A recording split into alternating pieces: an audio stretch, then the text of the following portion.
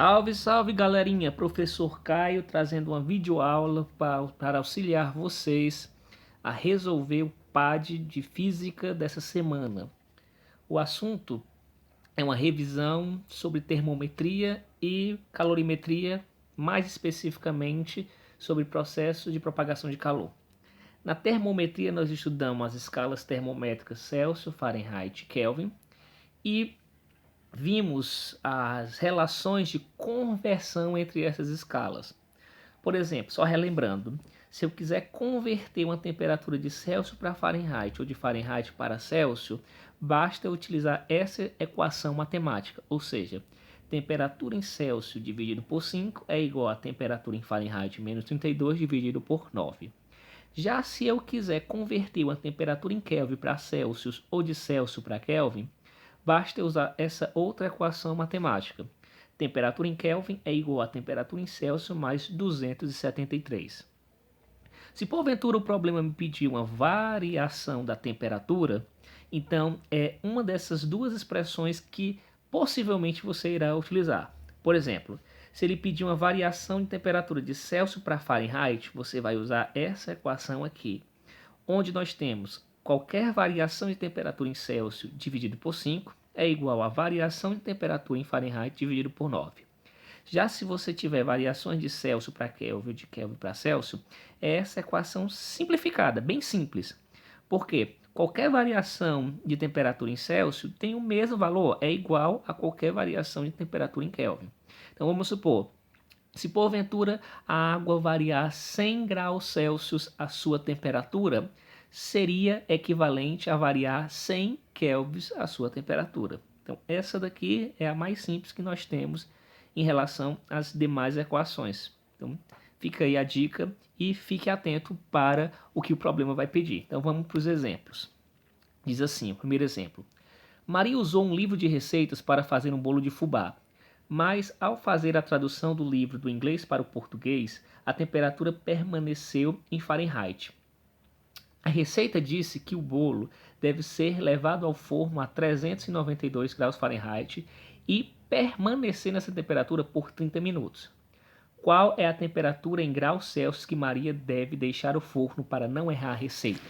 Então, inicialmente, o problema me fornece a temperatura em Fahrenheit, que é 392 graus Fahrenheit, e ela me pede para mim expressar essa temperatura em graus Celsius. Relembra a fórmula. Temperatura em graus Celsius sobre 5 igual temperatura em Fahrenheit menos 32 sobre 9. O que é que eu vou fazer agora? Onde tem temperatura em Fahrenheit, ou seja, o θF, eu vou substituir o valor. Então, vou repetir essa primeira parte da equação e substituir o θF pelo valor 392 menos 32 sobre 9.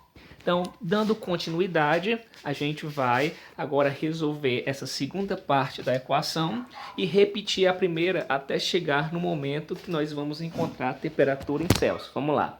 Então, repetindo, θC sobre 5 igual 392 menos 32 dá 360 dividido por 9. Repito essa primeira parte da equação e resolvo. 360 dividido por 9 dá 40. Faço o produto do meio pelos extremos, eu obtenho que a temperatura em Celsius é igual a 40 vezes 5. Temperatura em Celsius é igual a 200 graus Celsius. Então, esse daqui seria, ou é, no caso, a resposta da situação problema. Segunda situação problema. A preocupação com o efeito estufa tem sido cada vez mais notada. Em alguns dias do verão de 2009, a temperatura na cidade de São Paulo chegou a atingir 34 graus Celsius. O valor dessa temperatura em escala Kelvin é...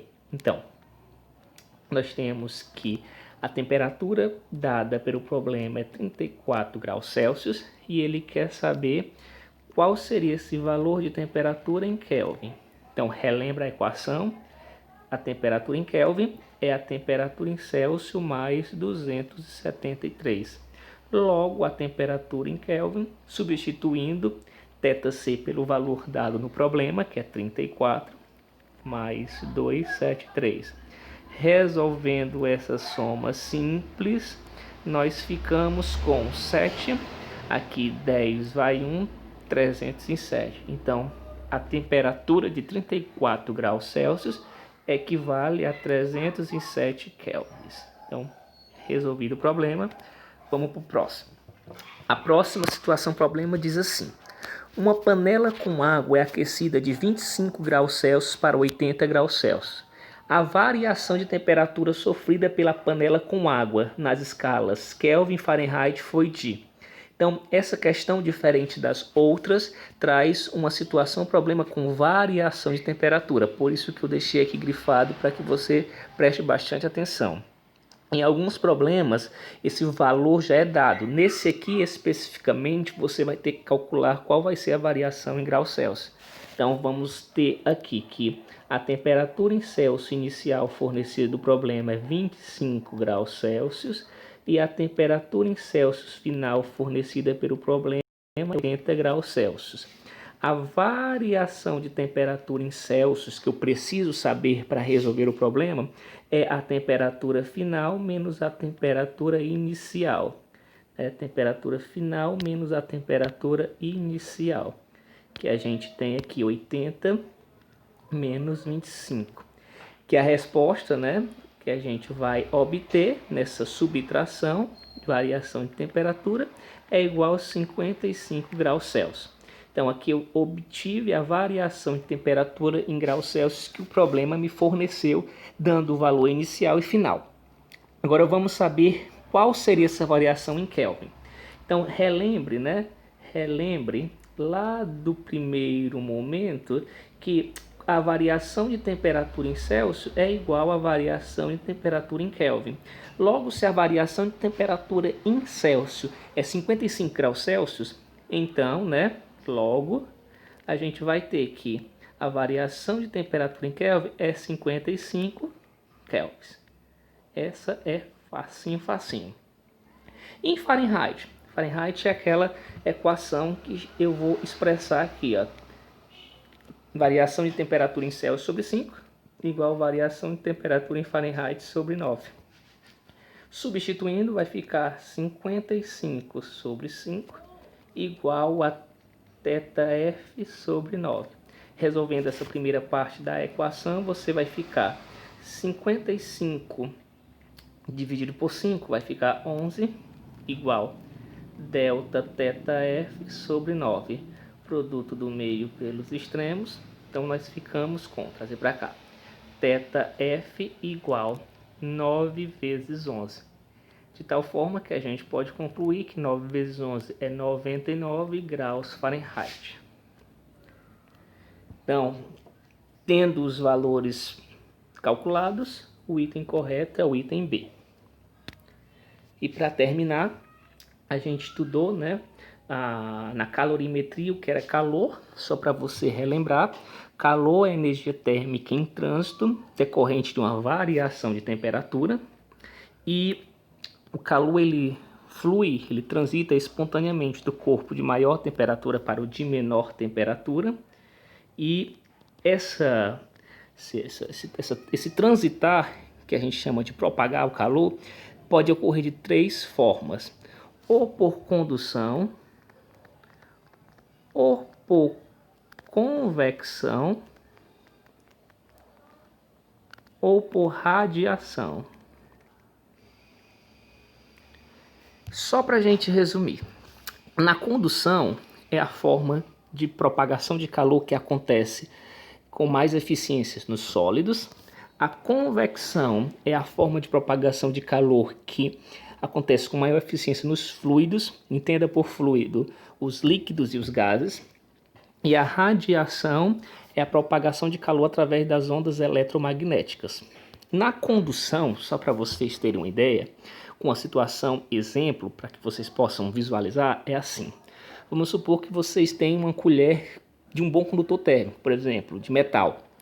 Quando vocês pegam essa colher e levam a uma fonte de calor, por exemplo, a boca do fogão, estando o fogão, essa boca acesa, produzindo a chama, essa extremidade que está próxima da chama ela recebe, né, essa energia térmica, esse calor proveniente da boca do fogão ali acesa, e as partículas da colher que estão próximas à boca do fogão começam a vibrar mais intensamente. Se você relembrar, a associação de vibração de partículas está diretamente relacionado com a temperatura. Quanto maior a associação de vibração, maior a temperatura. Então, essa extremidade mais próxima da fonte térmica, né, onde ali é a boca do fogão, está aumentando a temperatura do que a outra extremidade que você está segurando. Uma diferença de temperatura gera um calor, né? Ou seja, a energia térmica em trânsito. De tal maneira que esse calor, essa vibração vai sendo propagada de partícula por partícula até chegar na extremidade que você segura. Então esse tipo de propagação de calor, no qual o calor é propagado de partícula por partícula, a gente chama de condução, e como eu falei no início, ela é predominantemente vista, né, encontrada nos sólidos. Já a convecção está relacionado com o processo de propagar calor através das massas de fluidos, né? Quer seja de ar, quer seja de água. Por exemplo, quando você instala um ar-condicionado, você instala numa altura, né, um pouco elevada em relação ao nível do solo. Você instala normalmente em cima, né, acima, próximo do teto. Por quê? Porque o ar-condicionado ele tem uma característica de reduzir a temperatura do ar ali próximo onde ele é instalado. Então, como ele é instalado numa região um pouco, né, próxima do teto, né, distante do solo, o ar que ali é resfriado ele se torna mais denso, porque ele é resfriado, o ar frio é mais denso, e ele tende a cair, de tal forma que tende a descer, né? De tal forma que o ar que está próximo à superfície do chão, ele tem uma temperatura maior, que eu vou chamar de ar quente, podemos dizer assim. Então esse ar quente é menos denso, ele tende a subir e ocupar o lugar do ar que resfriou. Então, nesse ciclo, a gente chama que há uma troca de calor por essa movimentação de massa de ar. Resumindo, a gente fala que o calor é propagado por convecção e essa propagação se dá pelas correntes de convecção. As correntes são as massas de ar que ficam sendo trocadas devido à diferença de densidade gerada pelas diferenças de temperatura ali no sistema. Então, resumindo, condução nos sólidos, convecção nos fluidos e radiação através de ondas eletromagnéticas. Então, radiação, só para nós termos uma aplicação, é o calor que é proveniente do Sol. Dos três, a única forma de propagar calor que não necessita de um meio material para ocorrer é a radiação, que são as ondas eletromagnéticas, ou seja, elas se propagam no vácuo. Então, vamos ler a questão para a gente terminar. Diz assim: um isolamento térmico eficiente é um constante desafio a ser superado para que o homem possa viver em condições extremas de temperatura. Para isso, o entendimento completo dos mecanismos de troca de calor é imprescindível. Em cada uma das situações descritas a seguir, você deve reconhecer o processo de troca de calor envolvido. Primeiro, as prateleiras de uma geladeira doméstica são grades vazadas para facilitar fluxo de energia térmica até o congelador pôr. Então, vamos ver, depois a gente responde. O único processo de troca de calor que pode ocorrer no vácuo é pôr. Em uma garrafa térmica, é mantido o vácuo entre as paredes duplas de vidro para evitar que o calor saia ou entre pôr. Na ordem, os processos de troca de calor utilizados para preencher as lacunas corretamente são. Então, vamos lá. Então, primeira afirmação diz assim: as prateleiras de uma geladeira doméstica são grades vazadas para facilitar fluxo de energia térmica até o congelador pôr. Se você lembrar, o que circula dentro da sua geladeira são massas de ar. Então, massas de ar, existe essas grades vazadas para que essa massa de ar circule naquele volume da geladeira. Então, massas de ar é um fluido, processo de propagação de calor por convecção. Então, a primeira afirmação é convecção. Segunda, O único processo de troca de calor que pode ocorrer no vácuo é por, como eu disse anteriormente, no vácuo, ondas eletromagnéticas, a radiação. E a terceira, em uma garrafa térmica é mantido vácuo entre as duas paredes de vidro para evitar que o calor saia ou entre por.